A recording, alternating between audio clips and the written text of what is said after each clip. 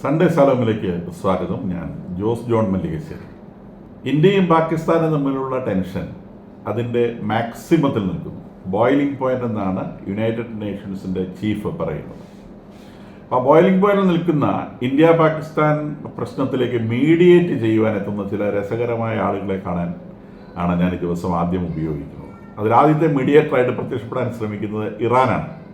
ഇറാൻ്റെ ഒരു അവസ്ഥ ആലോചിച്ച് നോക്കിയാൽ അവർ ലോകത്തിൽ ആരോടാ വഴക്കില്ലാത്ത, എല്ലാവരോടും വഴക്ക് കൂടി നിൽക്കുന്ന ഒരു വിക്കറ്റ് നേഷൻ എന്ന പേരെടുത്തിട്ടുള്ള ഇറാൻ ഇന്ത്യയും പാകിസ്ഥാനും തമ്മിലുള്ള യുദ്ധത്തിൽ സമാധാന ശ്രമവുമായി വരും. ലോകത്തിൽ വല്ലാതെ സമാധാനം വിതയ്ക്കുന്ന ഒരു രാജ്യമാണല്ലോ ഇറാൻ. ഹിസ്ബുള്ളയുടെ രൂപത്തിൽ, ഹമാസിൻ്റെ രൂപത്തിൽ, ഹൂത്തികളുടെ രൂപത്തിൽ ലോകത്തിലിങ്ങനെ സമാധാനം അവർ വെതറിക്കൊണ്ടേയിരിക്കുകയാണ്. ഇനി വെതറുന്ന സമാധാനത്തിന് കുറച്ച് കുറവ് വരുന്നുണ്ടോ എന്ന ഒരു സംശയത്തിൽ അവർ ന്യൂക്ലിയർ വെപ്പണും കൂടി ഒന്ന് ഉണ്ടാക്കിയാൽ നമുക്ക് സമാധാനം കുറച്ചുകൂടെ ഒന്ന് കൂട്ടാൻ പറ്റും എന്ന് ചിന്തിക്കുന്ന ആളുകളാണ്. അത് ഉണ്ടാക്കിയിട്ട് എങ്ങനെയാണ് ഇസ്രായേലിൻ്റെ തലയിൽ കൊണ്ട് ഇടേണ്ടത് എന്ന് ചിന്തിക്കുന്ന ഇറാനാണ് പാകിസ്ഥാന് വേണ്ടി ഇന്ത്യയോട് മീഡിയേഷന് വരുന്നത്. അതിനേക്കാൾ രസകരമായ കാര്യം, ഇന്ത്യയോട് മീഡിയേഷന് വരുന്ന ഈ പാകിസ്ഥാൻ്റെ ഇറാൻ്റെ വിദേശകാര്യമന്ത്രി അഗാച്ചി, അദ്ദേഹം അവിടുന്ന് ഇറാനിൽ നിന്ന് വണ്ടി കയറിയിട്ട് കുറച്ച് ദിവസമായി. ഇന്നലെ പാകിസ്ഥാനിലുണ്ടായിരുന്നു. അപ്പോൾ അദ്ദേഹം പാകിസ്ഥാനിൽ പോയിട്ട് കണ്ടത് ആരെയാണെന്നറിയാമോ? പാകിസ്ഥാൻ്റെ മിലിറ്ററി ചീഫിനാണ് പുള്ളി പ്രധാനമായിട്ട് കണ്ടത്. അത് ആസിം മുനീർ എന്നാണ് അദ്ദേഹത്തിൻ്റെ പേര്. ഈ ഇന്ത്യയിലുണ്ടാക്കിയ മുഴുവൻ കുഴപ്പങ്ങളുടെയും കാരണക്കാരനെ ആസിം മുനീർ എന്ന് പറയുന്ന ചങ്ങാതിയാണ്. അപ്പോൾ ഈ ചങ്ങാതിയോട് കൂടെ ഇന്നലെ വൈകുന്നേരം ഭക്ഷണവും കഴിച്ച് അദ്ദേഹത്തിൻ്റെ കൂടെ ഇന്നലെ അന്ത്യം ഇറങ്ങി ഇന്ന് രാവിലെ മൂപ്പര് ചൂട്ടും കെട്ടി ഇന്ത്യയിലേക്ക് പുറപ്പെടാൻ നിൽക്കുകയാണ് സമാധാന ചർച്ച നടത്താൻ വേണ്ടി. ഈ ആസിം മുനീറിനുമായിട്ട് സംസാരിച്ച ഏതെങ്കിലും ഒരുത്തനെ ഇന്ത്യ ഗവൺമെൻറ് ഏതെങ്കിലും തരത്തിൽ ഗൗരവമായി എടുക്കുമെന്ന് നിങ്ങൾ വിചാരിക്കുന്നുണ്ടോ? ഒരു മന്ത്രി വന്നാൽ, വിദേശ രാജ്യത്ത് ഒരു മന്ത്രി, നമ്മുടെ രാജ്യത്ത് വിദേശ രാജ്യത്ത് ഒരു മന്ത്രി വരുന്നു എന്നിരിക്കട്ടെ, നമ്മുടെ രാജ്യത്ത് ഇപ്പോൾ ഈ അഗാച്ചി തന്നെ വന്നു കഴിഞ്ഞാൽ ഈ അഗാച്ചിയെ കാണാൻ പോകുന്ന ആരാണ്? അഗാച്ചിയെ കാണാൻ പോകുന്ന ഡിപ്ലോമാറ്റിക് ലെവലിലുള്ള ആളുകളാണ്. അല്ലാണ്ട് ഇവിടുത്തെ മിലിറ്ററി ചീഫ് അല്ല അഗാച്ചിയോട് സംസാരിക്കുന്നത്. ഇവിടുത്തെ മിലിറ്ററി ചീഫിന് പുറത്തുനിന്ന് വരുന്ന ഒരാളോട് സംസാരിക്കാനാവതില്ല. ഇന്ത്യ ഗവൺമെൻറ് അത്തരം കാര്യങ്ങളൊന്നും അനുവദിക്കില്ല. ഇനി എന്തെങ്കിലും പ്രതിരോധവുമായി ബന്ധപ്പെട്ട വിഷയങ്ങളിൽ ഇവരുടെ ഔദ്യോഗിക സഹായം ആവശ്യമുണ്ടെങ്കിൽ മാത്രമാണ് ഈ മിലിറ്ററി ചീഫിനെയൊക്കെ നമ്മൾ ചർച്ചയ്ക്ക് വിളിക്കുക. ഈ പാകിസ്ഥാനിലും ഇറാനിലും ഒക്കെ ഒരു പ്രധാന പ്രശ്നം എന്ന് വിചാരിച്ചാൽ അവിടെ ഭരണം എന്ന് പറയുന്നത് മിലിറ്ററിയാണ് നിയന്ത്രിക്കുന്നത്.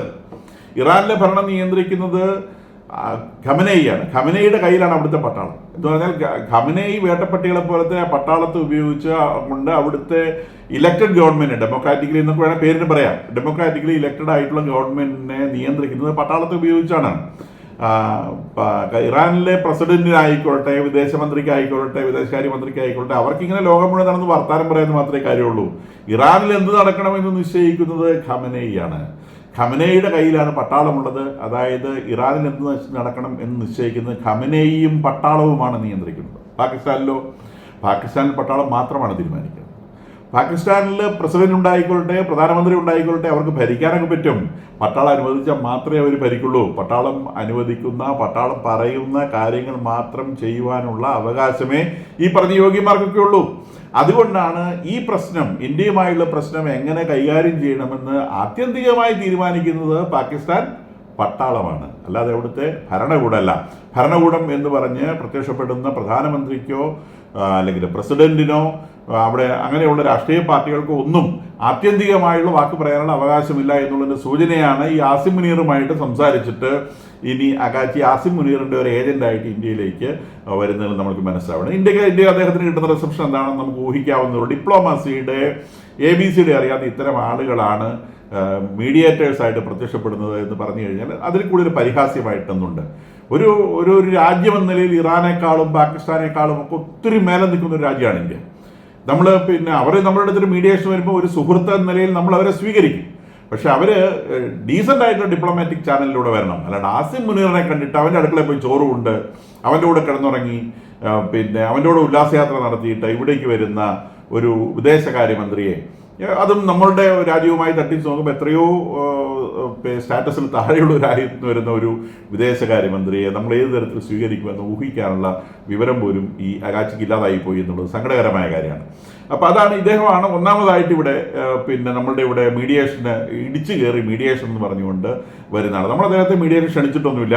അദ്ദേഹം 7-ാം തീയതിയും 8-ാം തീയതിയും ഇന്ത്യയിൽ ഉണ്ടാവുമെന്ന് നേരത്തെ പ്രഖ്യാപിച്ചു. നിശ്ചയമായും ഒരു വിദേശകാര്യമന്ത്രി വരുന്നതിനെ നമ്മൾ വെൽക്കം ചെയ്യും. അതിനപ്പുറത്തേക്കുള്ള കാര്യങ്ങളൊന്നുമില്ല. ഈ ആസിം മുനീറിനെ കണ്ടു വന്ന ആള് എന്നുള്ള നിലയ്ക്ക് ഇദ്ദേഹത്തിന് മോഡിയെ കാണാൻ സാധിക്കുമോ എന്ന് തന്നെ എനിക്ക് കാര്യമായ സംശയമുണ്ട്. കാരണം ഇന്ത്യയെ സംബന്ധിച്ച് ഇന്ത്യക്ക് ഇന്ന് പാകിസ്ഥാനിൽ ഏറ്റവും അധികം വിരോധമുള്ളത്, ദേഷ്യമുള്ളത് ഈ ആസിം മുനീർ എന്ന് പറയുന്ന വ്യക്തിയോടാണ്, അവിടുത്തെ ഭരണാധികാരികളോടല്ല.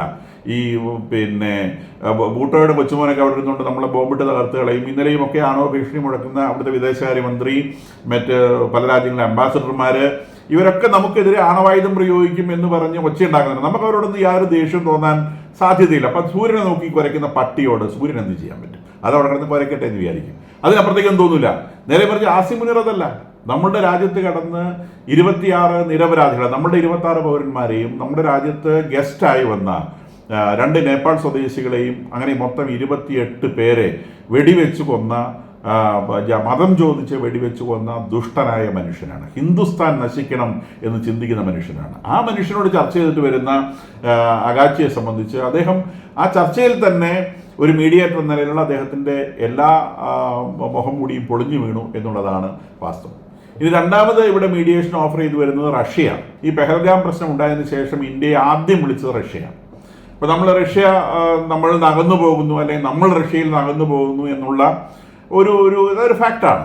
ആ ഫാക്റ്റ് നിലനിൽക്കുമ്പോൾ തന്നെയും റഷ്യയാണ് ഈ പെഹൽഗാം പ്രശ്നം ഉണ്ടായതിനു ശേഷം ഒന്നാമത് നമ്മളെ കോൺടാക്ട് ചെയ്തത്. രണ്ടാമത് കോൺടാക്ട് ചെയ്തത് US ആണ്. മൂന്നാമത് കോൺടാക്ട് ചെയ്തത് ഇസ്രായേലാണ്.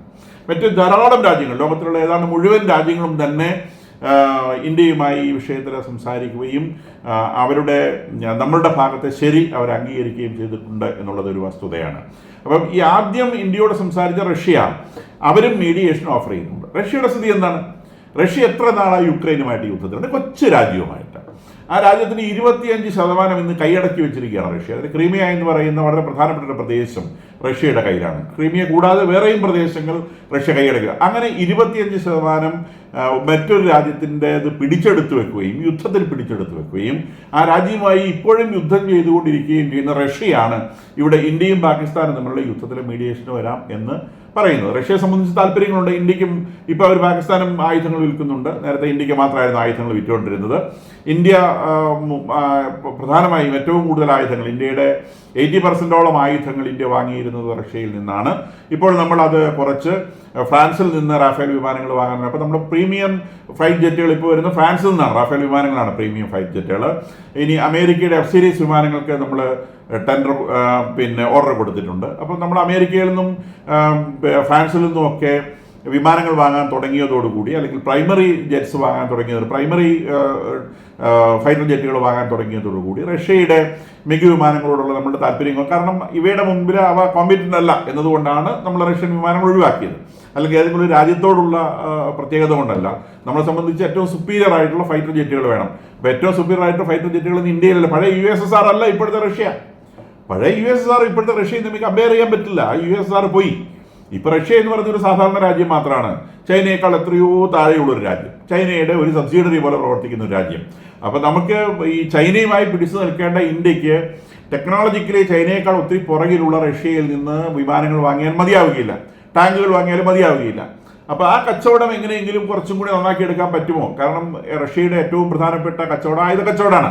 അപ്പോൾ ആയുധ കച്ചവടത്തെ ഒന്നും കൂടി ജീവൻ വെപ്പിച്ചെടുക്കാൻ കഴിയുമോ എന്ന ഒരു ശ്രമത്തിൻ്റെ ഭാഗമായാണ് റഷ്യ ഇവിടെ മീഡിയേറ്റർ ചമയാൻ ശ്രമിക്കുന്നത്. കൂടാതെ റഷ്യയ്ക്കും ഇറാനും ഒക്കെ ഇന്ന് ലോകരാജ്യങ്ങളുടെ മുൻപിൽ തെമ്മാടി രാജ്യങ്ങൾ എന്ന ഒരു ലേബലാണുള്ളത്. അപ്പം ഒരു മീഡിയേറ്ററായി പ്രത്യക്ഷപ്പെടുമ്പോൾ, പ്രത്യേകിച്ചും ഇന്ത്യ പോലത്തെ ഒരു രാജ്യത്തിനടുത്ത് വന്ന് മീഡിയേറ്ററായിട്ട് പ്രത്യക്ഷപ്പെടുമ്പോൾ അവരെ സംബന്ധിച്ച് ആ തെമ്മാടി രാജ്യം എന്നുള്ള ആ ഒരു ഛായ കുറച്ചും കൂടി ഒരു മധ്യസ്ഥൻ, നാട്ടുപ്രമാണി എന്നുള്ള ഒരു റോളിലേക്ക് എത്താൻ സാധിക്കുമെന്നൊരു ചിന്തയാണ് അവരെ ഈ മീഡിയേഷൻ ടേബിളിൽ നടുക്ക് വന്നിരിക്കാൻ സാധിക്കുമോ എന്നൊരു അവസരം തേടി വരാൻ അവരെ പ്രേരിപ്പിക്കുന്നത് നമ്മൾ മനസ്സിലാക്കണം. അപ്പോൾ ഇതൊക്കെ ഇന്ത്യയുടെ ഒരു ഇൻ്റർനാഷണൽ മുഖമുണ്ട്. ഇന്ത്യക്കൊരു ഇൻ്റർനാഷണൽ മുഖമുണ്ട്. അത് വളരെ ബ്രൈറ്റ് ആയിട്ടൊരു ഫേസാണ്. അപ്പോൾ ആ ബ്രൈറ്റ് ആയിട്ടുള്ള ഫേസിൻ്റെ അടുത്ത് വന്നിരുന്ന് തങ്ങളുടെ മുഖം കൂടി കുറച്ചൊന്ന് മിനുക്കാൻ സാധിക്കുമോ എന്നാണ് ഈ രണ്ട് രാജ്യങ്ങളും നോക്കുന്നത്. ലോകത്തിലെ ഏറ്റവും വലിയ തെമ്മാടി രാജ്യമായ പാകിസ്ഥാനാണ് മറുവശത്തുള്ളത് എന്നുള്ളതും ഓർക്കണം. ഇവരൊക്കെ മനസ്സുകൊണ്ട് ഈ തെമ്മാടി രാജ്യത്തോട് ചായ്വുള്ളവരുമാണ്. ഇവർക്ക് ഈ പാകിസ്ഥാനെ പിന്തുണ പ്രഖ്യാപിച്ചുകൊണ്ട് രണ്ട് രാജ്യങ്ങൾ നിൽക്കുന്നുണ്ട് പരസ്യമായിട്ട്. അതിലൊന്ന് ചൈനയാണ്, ചൈന ലോകത്തിലെ ഏത് രാജ്യത്തെ പറ്റിക്കണമെന്ന് നോക്കി നടക്കുന്ന ഒരു ട്രച്ചറസ് ഷൈലോക്കാണ് എന്നുള്ളത് ലോകത്തിലെ എല്ലാ രാജ്യങ്ങൾക്കും അറിയാവുന്ന കാര്യമാണ്. തൊട്ട് കഴിഞ്ഞാൽ അക്ഷരാർത്ഥത്തിൽ ഷൈലോക്കാണ്. പലിശ കൊണ്ട് ആ രാജ്യത്തെ വിഴുങ്ങിക്കളയുന്ന ഒരു രാജ്യമാണ് ചൈന. പിന്നീട് പാകിസ്ഥാന് പരസ്യമായി പിന്തുണ പ്രഖ്യാപിച്ച് പാകിസ്ഥാനിലൂടെ യുദ്ധത്തിന് ഇറങ്ങാൻ തയ്യാറായി നിൽക്കുന്ന ഒരു വലിയ യോഗ്യനുണ്ട്, അത് ബാംഗ്ലാദേശാണ്. ഇത്രയും നാളും ഇന്ത്യയുടെ ഔദാര്യത്തിൽ ജീവിച്ച ബാംഗ്ലാദേശ് ഇന്ത്യക്കെതിരെ പൊരുതാൻ നിൽക്കുകയാണ് എന്നാണ് ഇപ്പോൾ പ്രഖ്യാപിച്ചുകൊണ്ടിരിക്കുന്നത്. കാരണം ഇത്രയും നാളും ഇന്ത്യയുടെ തിണ്ണയിൽ നിന്ന് കുറച്ചു, ഇവിടുന്ന് കിട്ടിയതൊക്കെ തിന്നിട്ട് നാളെ മുതൽ ചൈനയുടെ തിണ്ണയിലേക്ക് താമസം മാറ്റിക്കളയാമെന്നാണ് ബംഗ്ലാദേശിന്റെ പുതിയ ചിന്ത വന്നിട്ടുള്ളത്. അപ്പോൾ ഈ ഒരു കെയർ ഓഫിൽ ഇവിടുന്ന് കുറച്ച് ഇനി ചൈനയുടെ വരാതെ പോയി ഇന്ന് കുറച്ച് സമയം കുറച്ച് കഴിഞ്ഞാൽ ഇനി അവിടുന്ന് കിട്ടുന്ന എല്ലും കഷ്ണങ്ങൾ ഭക്ഷിച്ച് ജീവിക്കാൻ പറ്റുമോ എന്നാണ് ബംഗ്ലാദേശ് ഈ തരുണത്തിൽ ശ്രമിച്ചുകൊണ്ടിരിക്കുന്നത്. അപ്പോൾ ഇതൊക്കെ പിന്നെ അന്താരാഷ്ട്ര തലത്തിൽ ഡിപ്ലോമാറ്റിക് തലത്തിൽ എന്തെങ്കിലും ഒരു പ്രശ്നങ്ങൾ ഉണ്ടാകുമ്പോൾ മുതലെടുക്കാൻ ശ്രമിക്കുന്ന രാജ്യങ്ങൾ പോലും ഉണ്ട് എന്നുള്ളതാണ് ഇതിൽ നിന്ന് നമുക്ക് മനസ്സിലാക്കാൻ സാധിക്കുന്നത്. ഇനി ഇന്ത്യയെ സംബന്ധിച്ച് ഇപ്പോൾ ഇന്നലെ നമ്മുടെ ബോർഡർ സ്റ്റേറ്റുകളിലൊക്കെ ആളുകളോട് പ്രിക്കോഷണറി മെഷേഴ്സ് എടുക്കണമെന്ന് പറഞ്ഞിട്ടുണ്ട്. നമ്മൾ പിന്നെ ഏത് തരത്തിലാണ് പാകിസ്ഥാനോട് റിയാക്ട് ചെയ്യാൻ പോകുന്നത് എന്നുള്ളത് ഇതുവരെ കൃത്യമായി പറഞ്ഞിട്ടില്ല. അന്താരാഷ്ട്ര മാധ്യമങ്ങളിൽ പ്രത്യക്ഷപ്പെടുന്ന ചില ഊഹാപോഹങ്ങൾ അനുസരിച്ചാണെങ്കിൽ കറാച്ചിയിലുള്ള ഒരു വലിയ മിലിറ്ററി ഹെഡ്ക്വാർട്ടേഴ്സ് ഉണ്ട് പാകിസ്ഥാന്റെ. ആ ഹെഡ്ക്വാർട്ടേഴ്സ് അതിൻ്റെ സമീപത്തായി ജെയ്ഷെ മുഹമ്മദിന്റെ ഹെഡ്ക്വാർട്ടേഴ്സ് ഉണ്ട്. അപ്പോൾ ജെയ്ഷെ മുഹമ്മദിന്റെ ഹെഡ്ക്വാർട്ടേഴ്സും കറാച്ചിയിലെ മിലിറ്ററി ഹെഡ്ക്വാർട്ടേഴ്സും ഒന്നിച്ച് ആക്രമിക്കാൻ സാധ്യതയുണ്ട് എന്നുള്ളതാണ് ഒരു ഊഹമായി പറഞ്ഞു കേൾക്കുന്നത്. രണ്ടാമത്തെ ഊഹമായി പറഞ്ഞു കേൾക്കുന്നത് പഞ്ചാബിലുള്ള പാകിസ്ഥാൻ ആർമിയുടെ ഹെഡ്ക്വാർട്ടേഴ്സ് തന്നെ, റാവൽപിണ്ടിയിലുള്ള ആർമി ഹെഡ്ക്വാർട്ടേഴ്സ് തന്നെ ആക്രമിക്കപ്പെടാനുള്ള സാധ്യതയും പറഞ്ഞു കേൾക്കുന്നുണ്ട്. ഇപ്പോൾ ഏറ്റവും പ്രധാനപ്പെട്ട ഏതെങ്കിലും ഒരു ലൊക്കേഷനിൽ ഇന്ത്യ ആക്രമിക്കാനാണ് സാധ്യത. ആ ആക്രമണത്തോട് പാകിസ്ഥാൻ എങ്ങനെ പ്രതികരിക്കും എന്നുള്ളതാണ് പിന്നീടുള്ള വിഷയം. ഇന്ത്യയെ സംബന്ധിച്ച് ഒരൊറ്റ ആക്രമണത്തോടെ ഇന്ത്യ അത് നിർത്തും. പാകിസ്ഥാൻ തിരിച്ചാക്രമിച്ചാൽ മാത്രമേ അതൊരു യുദ്ധമായി പരിണമിക്കുകയുള്ളൂ. അല്ലെങ്കിൽ ഇതിനു മുൻപ് നമ്മൾ ചെയ്തതുപോലെ ആക്രമണം കിട്ടിക്കഴിയുമ്പോഴത്തേക്ക് അവർ വേഗം അതൊക്കെ പണിട്ട് പോയിട്ട് എവിടെയും ഒന്നും വന്ന് വീണില്ല, മിസൈൽ നീ വഴിയെ പോയിട്ടുണ്ടായിരുന്നില്ല, അത് ഒരെണ്ണം മേലെ കൂടെ പോയി കടലിൽ വീഴുന്ന കണ്ടായിരുന്നു എന്നൊക്കെ പറഞ്ഞ് അവരെ ഒഴിഞ്ഞു പോകാനാണ് സാധ്യത. അങ്ങനെ അല്ലാതെ ഇന്ത്യയോടൊരു ഫുൾ സ്കെയിൽ വാറിന് വന്നാൽ അതിനുള്ള പ്രിപ്പറേഷൻസ് ആണ് ഇപ്പോൾ ആളുകളോട് സ്വീകരിക്കണം എന്ന് പറയുന്നത്. നിശ്ചയമായും ഒരു ഫുൾ സ്കെയിൽ വാറിൽ ഇന്ത്യയെ തോൽപ്പിക്കാനോ അല്ലെങ്കിൽ ഇന്ത്യയോട് പിടിച്ചു നിൽക്കാനോ പാകിസ്ഥാൻ ആവില്ല എന്നുള്ളത് 100% ഉറപ്പാണ്. അത് ഏറ്റവും കൃത്യമായി അറിയാവുന്നത് പാകിസ്ഥാൻ തന്നെയാണ്. അതുകൊണ്ട് അവർ തിരിച്ചടിക്കാനുള്ള സാധ്യത തുലവും തുച്ഛമാണ്. അങ്ങനെ ഒരു സാധ്യതയുണ്ടായാൽ നിശ്ചയമായും അത് പാകിസ്ഥാന്റെ സർവനാശത്തിൽ കലാശിക്കും. നിശ്ചയമായും ഇന്ത്യക്കും പരിക്ക് പറ്റാതെ ഒരു യുദ്ധം ചെയ്യാനാവില്ല. അപ്പം അതുകൊണ്ട് ഈ യുദ്ധം നടക്കാതിരിക്കുന്നതാണ് ഏറ്റവും നല്ലത്. പക്ഷേ ഒരു തിരിച്ചടി ഇല്ലാതെ ഈ പ്രശ്നം അവസാനിക്കുകയില്ല എന്നുള്ളത് ഉറപ്പുമാണ്. അതിനിടയിലൂടെ അമേരിക്കയുമായിട്ടുള്ള ചർച്ച ഇനി ഇറാൻ തുടരാനുള്ള സാധ്യത കാണുന്നില്ല എന്ന് വേണം വിചാരിക്കാൻ. കാരണം ഇറാൻ ഇന്ന് പരസ്യമായി പ്രഖ്യാപിച്ചിട്ടുണ്ട് അവരുടെ ന്യൂക്ലിയർ പ്രോഗ്രാം അവർ നിർത്താൻ തയ്യാറല്ല. ഏത് ചർച്ച ചെയ്താലും ന്യൂക്ലിയർ പ്രോഗ്രാം നിർത്താൻ തയ്യാറല്ല. അങ്ങനെ പരസ്യമായി പ്രഖ്യാപിച്ചു കഴിഞ്ഞാൽ പിന്നെ ചർച്ച തുടരേണ്ട ആവശ്യമില്ല. അതിനിടയിലൂടെ ഇസ്രായേൽ ഇറാനെ ആക്രമിക്കും എന്നുള്ള ഭീഷണി നിലനിൽക്കുന്നുണ്ട്. ഇസ്രായേൽ വെറും വാക്ക് പറയുന്നവരല്ല, ആക്രമിക്കുമെന്ന് പറഞ്ഞാൽ അവർ ആക്രമിച്ചിരിക്കും. കാരണം അവരെ സംബന്ധിച്ച് വേറെ ഓപ്ഷൻ ഇല്ല എന്നുള്ളതാണ്. അവരുടെ രാജ്യത്തിനകത്തേക്ക് ഒരു മിസൈൽ വന്ന് വീഴുന്നു, അവർക്ക് തടയാൻ കഴിയുന്നില്ല. ഇവരെ പാലസ്റ്റീൻ 2 കണക്കുകൾ ശരിയാണെങ്കിൽ ഏകദേശം 34 പാലസ്റ്റീൻ 2 മിസൈലുകൾ ഇസ്രായേലിന് നേരെ അവർ പ്രയോഗിച്ചിട്ടുണ്ട്. അതിൽ 2 എണ്ണം ഇസ്രായേലിൻ്റെ ഭൂമിയിൽ പ്രവേശിച്ച് പ്രശ്നങ്ങൾ സൃഷ്ടിച്ചിട്ടുണ്ട്. അപ്പോൾ അതിൽ രണ്ടാമത്തതാണ് ഇന്നലെ വന്നു വീണത്. അപ്പോൾ 35ഓളം മിസൈലുകൾ എന്ന് പറയുമ്പോൾ ഇവരുടെ പിന്നെ ഡിഫെൻസീവ് സിസ്റ്റത്തിൻ്റെ മിസൈൽ ഡിഫെൻസീവ് സിസ്റ്റത്തിൻ്റെ അയൺ ഡോം അടക്കമുള്ള താടടക്കമുള്ള ഡിഫെൻസീവ് സിസ്റ്റത്തിൻ്റെ എഫിഷ്യൻസി ആയിട്ട് പറയുന്നത് 90%.